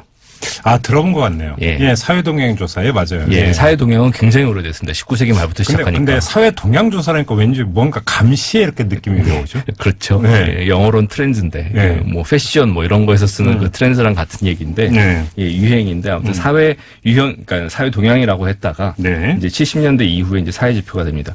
근데 우리나라 1979년부터 했으면 좀 늦은 거 아니에요? 굉장히 빠른 편이죠. 빠른 거예요? 예, 빠른 편입니다. 그 세계적으로 편차가 한 5년 정도밖에 안 나기 때문에 예, 빨리 진행한 겁니다. 그래요? 예, 그러니까 유신 때부터 시작을 한 건데요. 정확히 말하면은 78년도에 이제 KDI 그 한국개발연구원하고 이제 경제기획원하고 경제기획원 안에 이제 조사통계국이 있었어요. 그래서 통계청 전신이 이제 경제기획원에 있었으니까 이 기관에서 이제 그 지표 체계를 갖다가 만들고요. 79년도에 처음으로 5개 분야에 대해서 합니다. 뭐였어요 그때가? 소득 소비, 그러니까 돈 벌고 쓰는 거. 그다음에 이제 두 번째가 교육이었고요. 예, 세 번째가 보건. 그다음에 이제 네 번째가 주택 환경. 다섯 번째가 사회 인식. 사회 인식입니다. 사회 인식. 우리나라가 공평하다고 생각하느냐 뭐 이런 것들에 대한 얘기죠. 그래서 원래는 8개 부분을 하고 싶었는데 8개 부분 다 못 하고요. 거의 대 6개씩 하게 됐습니다. 한 5년 동안 이렇게 했고요. 독특한 게 이제 그 위기를 반영하는 그런 지표들이 나와요. 예를 들면 83년도에 사회조사의 공안을 처음으로 시작합니다. 공안. 예. 사회 안전이죠. 1983년이면 전두환 정권의 서슬이 가장 펄을 때인데. 그렇죠. 그렇죠. 예. 그래서 이제 그 사회가 얼마나 안전하다고 느끼느냐. 그리고 또 하나가 있었어요. 정의구현 사회라고 많이 들어보셨죠. 그때 50의 캐치프레이즈가 정의구현 사회. 예. 그래서 정의구현과 관련된 항목들이 있어요. 그래서 범죄와 줄었는지 뭐 이런 것들에 대한 얘기가 나오죠. 그러다가 이제 88년도에 두 번째로 공안 조사를 합니다. 또 다 이해가 되시죠? 1988년이면 사회가 최고로 격변. 시절이. 예, 그때 또 치안과 관련된 조사를 하고요. 그 다음에 이제 92년이에요. 예, 반면에 이제 인구, 뭐, 예를 들면은 뭐 자녀를 갖다 얼마나 낳느냐 뭐 이런 것들에 대해서는 95년까지 조사를 안 합니다. 그래요? 예. 이때까지는 저출산 얘기가 거의 없었죠. 그렇죠. 예, 저출산 없고 오히려 저출산을 너무 잘해줬죠. 정부의 의도대로. 그렇죠. 그래서 이제 그 문화와 관련된 것도 이제 90년에 이제 처음으로 나오는데, 그 이전에는 항목만 있었지, 이제 그 조사를 못 하게 되는 거죠. 그래서. 근데 이게 매년 조사하는 거예요? 10개 항목을 지금 조사를 해요. 지금은? 예, 지금 10개 항목을 하는데 5개씩 나눠서 합니다. 경년으로? 2년에 한 번씩 그렇게 하는 거죠. 그래서 마치 그 수험생들 그 시험지 A형, B형 나누는 것처럼. 10개가 뭐예요, 그러면? 10개가 그 가족, 그다음에 소득 소비 여전히 있고요. 그다음에 시간 여가, 그다음에 복지, 교육, 경제활동 고용, 보건 의료, 질서 치안, 사회 참여 환경 이렇게 나옵니다. 그런데 그럼 최근에 사회조사 결과는 어떤 거였어요? 예, 그 요번에 발표한 세트는요. 가족하고 교육하고 보건, 그다음에 안전 환경입니다. 그래요? 이게 올해 조사란 거고요. 예, 올해 조사했습니다. 자, 그러면 가족부터 한번 살펴볼까요? 어떤 내용을 조사한 거예요, 가족은? 뭐 제일 처음 나오는 건 결혼이에요. 예. 가장 이제 충격적인 사실들도 많고 그래서 결혼을 할 거냐 말 거냐? 예, 그렇죠. 예. 그래서 남녀가 결혼하지 않더라도 함께 살 수 있다, 즉 동거할 수 있다. 그러니까 결혼 안 하고 동거만 할 수도 있다고 생각하십니까? 라는 게 처음으로 50%를 넘었습니다. 오, 그래요? 예, 56.4%가 나왔어요. 야, 그럼 거의 60%에 육박하네. 예, 그렇죠. 예. 예, 굉장히 이제 높아진 거고요. 프랑스 따라가네요. 예. 그다음에 결혼해야 한다라고 생각하는 사람도 이제 40%대로 내려왔죠, 당연히. 네, 예. 그렇겠죠. 예. 그러니까 결혼하지 않고도 살 수 있다가 56%. 네. 그다음에 이제 결혼을 해야 된다라고 하는 사람이 48%. 이게 이제 그 결혼 생활을 영위하기가 너무 힘든 거가 여기에 반영이 됐다고 봐야 되는 건가요? 예, 그 그렇죠. 팍팍함이? 예. 그런 것도 있고 그다음에 이게 어떤 이제 무슨 어떤 결혼관이나 어떤 이성관 이런 그러니까 변화만 갖고 이야기될 수 있는 게 아니고 예, 예. 그렇죠. 어떤 생활상이 여기에 담겨 있다고 봐야 되는 거겠죠. 예. 그리고 이제 그 나이 드신 분들이 이제 자식이랑 함께 사는 비율들 이런 것들도 이제 조사가 나오죠. 왜냐면 별로 안 높을 것 같은데요. 예, 그렇죠. 예. 예, 부모만 따로 사는 경우, 그러니까 자식과 부모가 이제 그러니까 별개의 집에서 네. 사시는 분들이 70%에 가깝습니다. 아, 이건 의견이 아니라 실태네요. 그러니까. 그렇죠. 예. 그래서 동거 비율이 30이고요. 예. 예, 같이 그러니까 모시고 사는 분들이 30, 그다음에 나머지는 대부분 다 따로 사시는 거죠. 아마 갈수록 더 심해질 것 같은데요. 그리고요. 그다음에 이제 부모 생활비를 갖다 주로 누가 되느냐, 뭐 이런 것들도 나오고요. 예. 그다음에 이제 가사 분담을 어떻게 하고 있느냐, 뭐 이런 얘기들이 이제 쭉 나옵니다. 예. 그래서 부모님 스스로 생활비를 해결하는 비율이 55.5%예요. 50% 넘은 것도 이것도 거의 최초입니다. 그래요? 예, 그러니까 용돈 받지 않고 예. 이제 부모님이 직접 자기 돈을 갖다가 내는 거죠. 우리 임동근 교수도 뭐 기대 안 하죠? 저도 기대 안 해요. 뭐 생각도 안 해요. 아, 그런가요, 벌써? 예. 근데 그러니까 좀 국가가 좀 해주면 좋은데. 예. 그죠? 열심히 일하셨으니까 지금부터는 예. 국가가 예. 책임지겠습니다. 이렇게 하면 얼마나 예. 좋아요. 그래서 이제 가족 파트에서는 이 네 가지가 가장 이제 핫 이슈였던 거고요. 이제 교육도 이제 전반적으로 이제 네. 그 짚어도 봅니다. 그래서 학교 생활 만족도라고 해서 그 예전에 하셨던 거 기억나실 거예요. 이거 도입된 지 한참 됐거든요. 만족도가 몇 퍼센트 나왔어요? 이거 믿을 수 있을지 모르겠는데 58%가 만족한다고 나왔어요. 학교 생활에 대해서? 여기서 학교라고 하면 중고등학교 얘기하는 건가요? 예, 중고등학교 재학생입니다. 그래요? 예, 제 주변에서는 거의 3분의 1도 안 되는데 참 신기하게 58%가 나왔거든요. 네, 예. 네. 이제 그리고 학습 동기 뭐 이런 것들에 대한 형식적인 내용입니다. 이 부분에서 이제 명확하게 나오는 게 사회통계 한계. 중고등학생 대상으로 한 사회통계는 거의 대부분이 현실을 반영하지 않습니다. 말 그대로 모범답안 따라가는. 예, 그렇죠. 그렇죠, 예. 뭐 사실. 그거 뭐라고 하겠어요, 그걸. 그러니까. 이거 잘못 썼다가는 학부모부터 해가지고 담임선생님이 뭐라고 할지 어떻게 알아요. 예, 그러니까 거의 대부분이 이 부분에 대해서는 믿지를 않지만 아무튼 여러 가지 얘기가 나옵니다. 학습 동기, 뭐 미래의 나를 위해 필요해서가 75.5%, 뭐 이런 그 윤리 교과서 같은. 뭐 또 예. 딱히 틀린 말은 아니죠. 네. 예. 그리고요. 예, 그다음에 이제 자아 존중감이라고 해가지고 스스로를 가치 있게 생각하는가의 비율이 76.7%래요. 존중감을 갖고 있는 학생들이 예. 상당히 높네요. 예, 그다음에 이제 자기에 대해서 만족하는 비율이 64%. 예, 계속 그런 얘기가 나올 수밖에 없습니다. 이거는 믿어야 될지 안 믿어야 될지 이렇게 답을 했다라는 예. 것만 이제 알고 넘어가시면 됩니다. 예. 예. 그다음에 이제 보건 영역이 있어요. 보건 같은 경우에는 이제 13세 이상의 인구만 보통 이제 카운팅을 하거든요. 체크를 하는데 네. 48.8%가 전반적으로 자신의 건강 상태가 좋다라고 답을 했대요.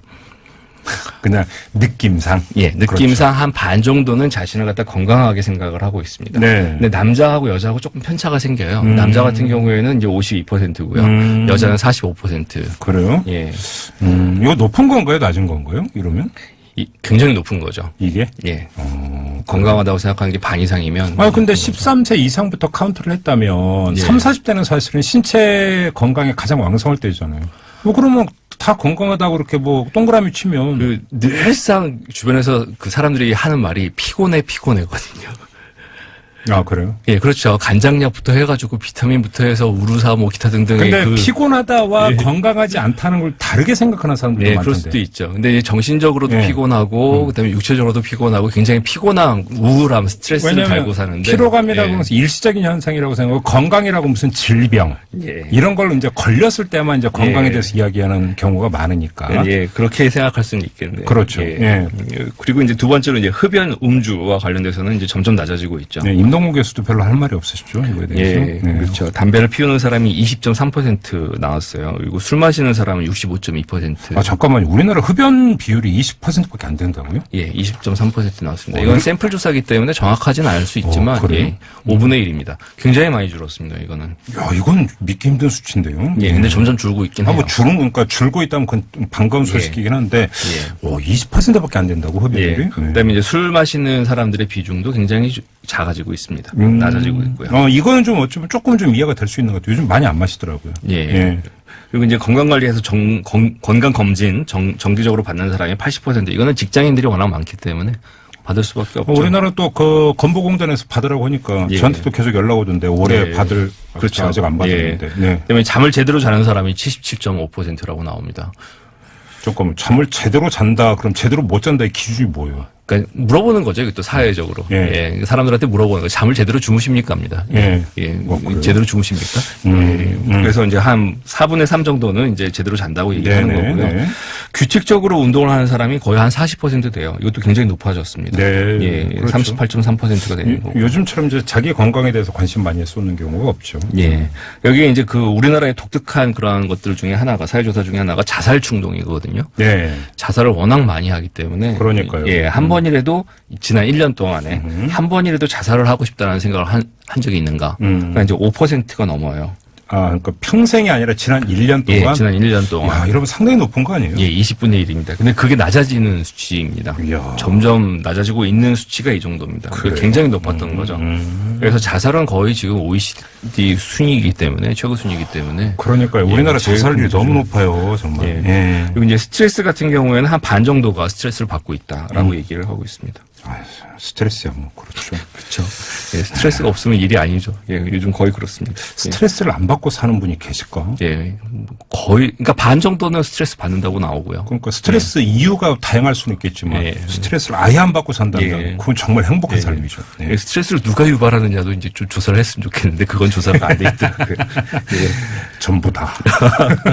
그리고요. 그리고 안전과 관련된 내용이 있습니다. 치안 안전, 사회 안전인데, 사회가 전반적으로 안전하다고 느끼는 사람의 비율이 20%밖에 안 돼요.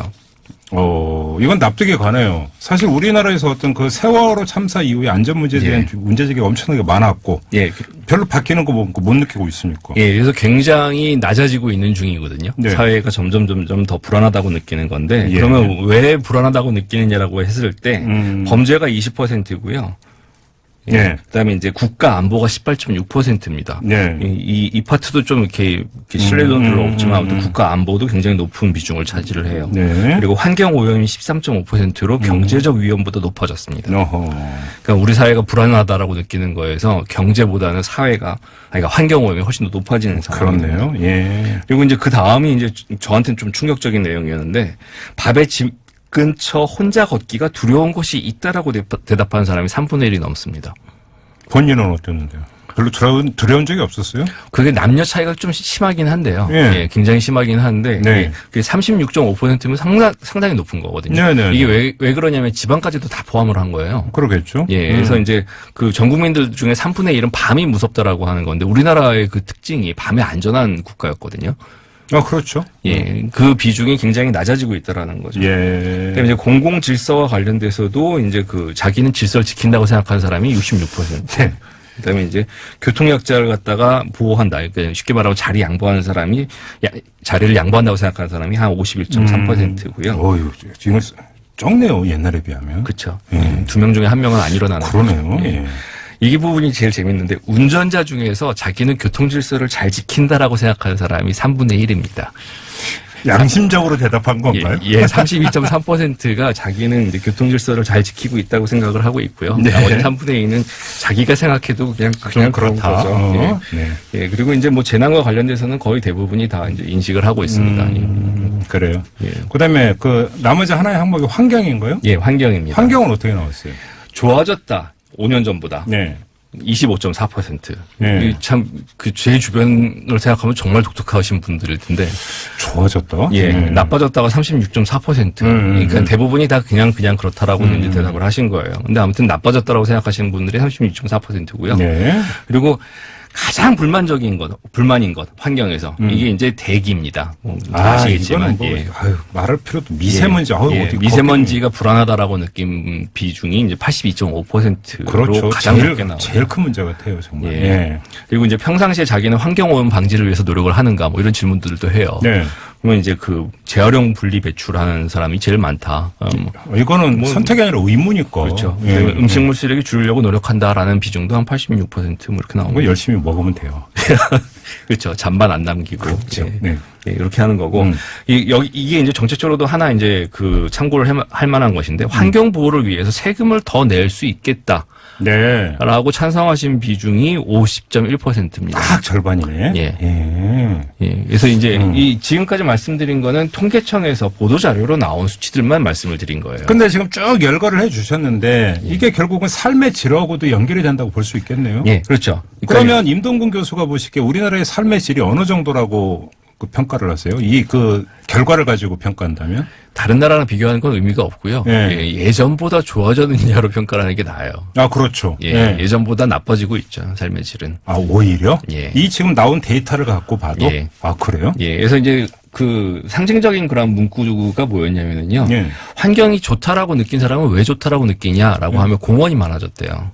아, 예. 공원 진짜 많아졌어요. 그렇죠. 예, 그래서 이제 정부가 그 삶의 질을 높이겠다라고 하는 대표적인 사업 중에 하나가 녹지니 뭐 이런 것들입니다. 아니, 뭐 공원 많아져서 녹지 그 늘어도 거기서 내뿜는 산소량보다 미세먼지가 훨씬 더 큰 이유. 예, 그렇죠. 그래서 이제 정부가 주로 했던 것들은 그런 식으로 뭔가 만드는 작업들인데 그 사람들이 느끼는 것들은 불안하다고 느끼는 것들은 대기라든지 지금 말씀하신 것처럼 대기라든지 아니면은 범죄라든지 이런 것들이에요. 치안에 대한 불안감도 갈수록 커지고 있다. 예. 환경에 대한 것도 마찬가지고. 예. 그러니까 이제 그 환경, 그러니까 실제로 만들어 놓은 물리적인 환경보다는 사회적 환경이 훨씬 더 중요해지는 그런 상황으로 가고 있는 거죠. 근데 이제 보건 부분에 흡연이나 음주 부분 이제 건강 관리도 그렇고 이제 내 몸 내가 그 건사해야 된다라고 하는 의식은 높아지고 있는 거네요. 그렇죠. 오히려 이게 이제 사회나 어떤 국가에서 안 되니까 내 몸은 내가 지키자 이렇게 되는 건가요? 꼭 그렇게 생각할 수는 없습니다. 그러면 예, 사회적으로도 굉장히 많은 의료 보장들이 넓어지고 있기 때문에 포괄 범위가 넓어지기 때문에 그거는 이제 그렇게 딱 개인화되고 있다라고 생각하기는 좀 힘들고요. 근데 교육 부분에서 물론 모범답안 경향이 좀 없지 않아 있긴 합니다만 우리 학생들도 상당히 긍정적 사고를 많이 하고 있다는 거고 삶의 질이 좋아지고 있는 거 아닌가요? 이 사회조사에서 학생들이 부정적 생각을 많이 했던 적은 한 번도 없었기 때문에 뭐라 말씀드리기가 힘든데요. 네. 근데 이제 그 발표를 한 건 이런데 지금 외국에 있는 사회조사하고 우리나라의 사회조사하고 비교했을 때 없는 부분이 몇 개 있어요. 뭔데요? 그게 계층 계급 관련된 내용입니다. 이건 75년도 유엔에서 맨 처음에 사회조사 만들 때부터 계층 계급과 관련돼 가지고 조사가 나왔었는데 당신은 중간 계급이냐 뭐 아니면 뭐 돈을 많이 벌 것 같냐 뭐 이런 것들에 대한 이야기가 있었는데 이제 그게 우리나라는 없어요. 아, 제가 진짜 언제부터 그 옛날에는 그 나는 중산층이라고 하는 응답 비율 매년 뉴스가 나왔어요. 근데 어느 순간부터인가 그 응답률이 갈수록 떨어진다라는 뉴스까지는 제가 기억이 있는데. 그래서 요즘식으로 치면은 이제 사회조사에 이제 흑수저냐 금수저냐 이것들 체크를 해야 되는 건데. 근데 언제부턴가 그 조사 결과를 제가 접한 적이 없는 것 같은데. 계층조사가 지금 진행이 안 되고 진짜 있습니다. 그렇네요. 그러니까 일부러 빼는 거예요? 그게 정책에 반영을 하기 위한 거기 때문에 뭔지는 모르겠어요. 급한 건 아니다라고 아니, 오히려 생각하는 정책 거죠. 반영을 위해서는 그런 게 더 중요한 거 아닌가요? 하고는 있는데요. 이 조사에 포함이 안 돼 있겠죠. 그래요? 만약에 안 하고 있으면 책임 방기입니다. 그래요? 그래서 아무튼 그 사회조사에 우리나라에만 없는 부분들이 몇 개가 있는 게 있고요. 그리고 두 번째로는 뭐냐면 이 보도자료 말고 실제로 통계표를 보면 소득 대비로 어떤 응답인지. 소득 수준별로 또 어떻게 느끼는지 그게 중요하죠, 사실. 그리고 남자하고 여자하고 어떻게 다른지 뭐 이런 것들에 대한 조사가 있습니다. 근데 이제 그게 이제 보도 자료까지는 안 나오고요. 실제로 조사로 계속 이제 시계열 데이터를 쌓고 있는 중이죠. 그렇죠. 또 환경에 대한 인식도 예를 들어서 그 부자와 빈자가 다를 수가 있는 거고. 얼마든지. 그렇죠. 그래서 이제 예를 들면 성별로 달라진다라는 게 이제 성별 스트레스 어디서 스트레스를 받냐라고 하면 남성 같은 경우에 73.3%가 직장이에요. 이제 여성 같은 경우에는 가정에서도 46.6% 스트레스를 받습니다. 그리고 부부생활 만족도 뭐 이런 것도 마찬가지예요. 남자는 70% 넘게 만족한다고 하는데 여성들은 50% 미만으로 떨어집니다. 뭐 이런 것들에 대한 성차들이 이제 거의 모든 데이터들이 다 이제 갖고 있는 거죠. 예민한 건 지금부터인 것 같은데. 그죠? 보도자료에 나온 건 별로 덜 예민한 거 아니에요? 예, 그럴 수도 있고요. 예. 뭐 이렇게 사회적으로 논란을 일으키는 것들은 좀 빼기도 하고 그렇습니다. 그렇네요. 예. 근데 이제 정책적으로 반영하기 위해서 조사를 한다고 했잖아요. 예, 그것처럼 마찬가지로 이 부분들에 대해서 정부가 민감하게 반응을 하는 겁니다. 여기에 이제 그 정치인들하고 이제 선거라는 제도가 결합이 되면서 뭐 국선이나 뭐 지방선거에서는 별로 이제 관심이 없다고 하더라도 대선이나 아주 큰 선거에서 그 정당들이 어젠다 세팅할 때는 굉장히 중요한 이슈로 등장을 하게 되는 거죠. 그렇죠. 그리고 말씀을 안 드렸지만 이게 지역별로 데이터가 쌓여요. 그렇죠. 그럼 오히려 이제 지역의 가장 큰 현안이 뭔지 이런 게 나올 수가 있어요. 이런 것들을 갖다가 조사를 하게 됩니다. 그래서 앞에서 말씀하셨던 여론조사의 확장판이긴 한데 전반적으로 사회가 어떻게 움직이고 있는지 장기적으로 한 10년 정도를 놓고 쭉 본다고 하면 그러게요. 우리 사회가 어떻게 변했는지를 갖다가 알 수가 있습니다. 그러니까 이게 이제 그 항목이 이제 그 두 개로 나눠져 갖고 경련으로 조사를 한다고 하니까 그 추세만 계속 한번 살펴도 환경에 대해서 국민들이 어떻게 생각하고 있는 추세는 다 잡히는 거니까 상당히 유의미한 자료인 것만은 분명히 보이네요. 그래서 이번에 나온 추세 중에서는 제일 이때까지 나왔던 추세 중에 가장 충격적이었던 것들은 결혼에 대한 견해. 결혼을 안 하고 그냥 동거만 해도 된다? 예. 56%? 예, 56.4% 처음으로 50%를 넘겼다. 근데 문제는 그런 의식이 중요한 게 아니라 프랑스 같은 경우는 오히려 이제 그런 그 결혼을 안 하고 동거만 하는데도 국가적 지원이나 사회 보장이 받쳐주니까 되는데 우리나라는 되느냐? 이것도 별개의 문제잖아요. 예, 그리고 이제 제일 중요했던 거는 프랑스나 외국의 사례는 상속이에요.